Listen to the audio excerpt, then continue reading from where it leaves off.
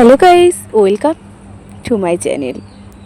দেখো, দিনটা ছিল ষষ্ঠীর দিন সকালে। আমি সকাল সকাল উঠে জানলাটা খুলে দিয়েছি, কারণ সকালবেলায় যে পাখিগুলো ওখানে কিচিরমিচির করে ওর আওয়াজটা আমার খুবই ভালো লাগে। যাই হোক, তারপর সকালের বাসি কাজ সেরে আমি বিছানাটা গুছিয়ে নিয়েছিলাম। সেদিনকে আমি অনেকটা ভোরে উঠেছিলাম, তাড়াতাড়ি রান্নাবান্না সেরে। যাই হোক, আমি এবার রান্না করে রেডি হচ্ছিলাম এই বাড়িতে আসবো বলে। কারণ প্রত্যেকটা মেয়েরই একটা স্বপ্ন থাকে যে ষষ্ঠীর দিন বাপের বাড়ি যাবে তাড়াতাড়ি করে।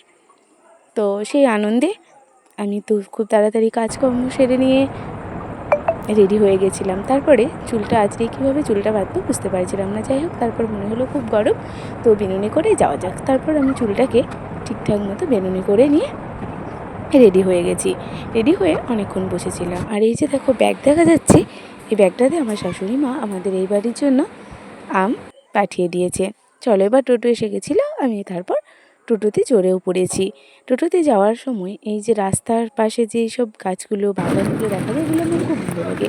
তো চলো, সেগুলো আমি তোমাদের সঙ্গে একটু শেয়ার করি, যেহেতু এটা স্টেশনের কাছাকাছি। হ্যাঁ, আর এটা বলতেই ভুলে গেছিলাম, আমি যাব ট্রেনে।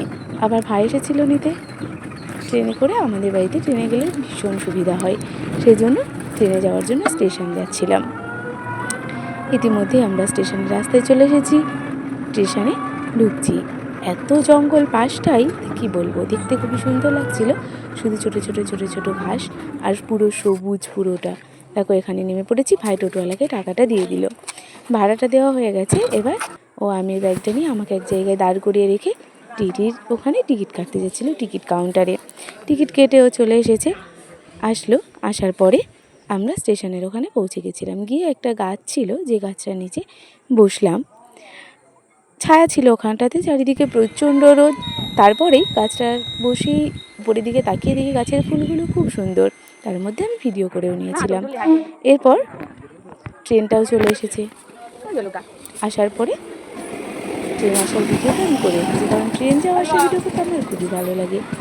ট্রেনটা চলে এলো, ট্রেনটা স্টপ হবে, তারপরে আমরা এখানে উঠে যাব।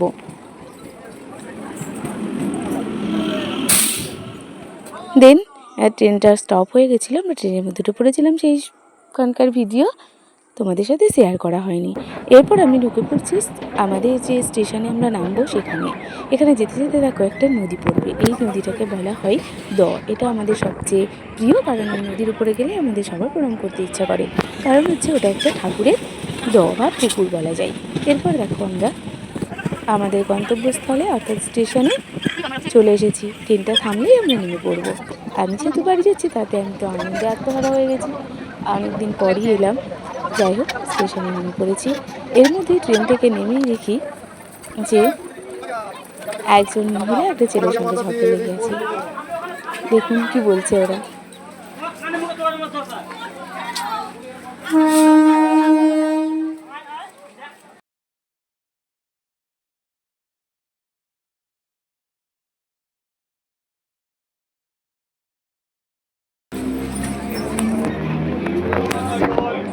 এদের ঝগড়ার কারণটা বলি। ওই ছেলেটা যেহেতু লেডিস কামরায় উঠে পড়েছিল, ছেলেটাকে হয়তো ওই মহিলাটা কিছু বলেছে, দেন ছেলেটা মেয়েটার সাথে একদম তর্কতর্কি লাগিয়ে দিয়েছে, সেই জন্যই ওই মহিলাটা ওরকম বলছিল। দিন আমরা তারপর এবার বাড়ি যাওয়ার উদ্দেশ্যে টোটোতে উঠে পড়েছি, কারণ ট্রেন থেকে নেমে আবার আমাকে টোটোতে করে তারপরে বাড়ি পৌঁছাতে হবে।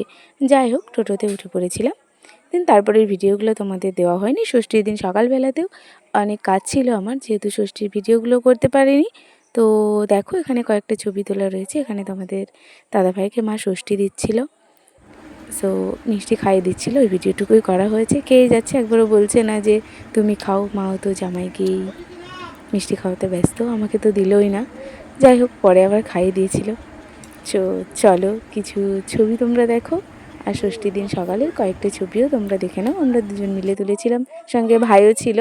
এখানে মা ওকে ধাগা বেঁধে দিচ্ছে। আজকের ভিডিওটা এই পর্যন্তই, পরের ভিডিওতে আবার দেখা হবে। ভিডিওটা ভালো লাগলে অবশ্যই লাইক, কমেন্ট, শেয়ার করবে। চ্যানেলে নতুন হলে অবশ্যই চ্যানেলটাকে সাবস্ক্রাইব করে রাখবে। ধন্যবাদ।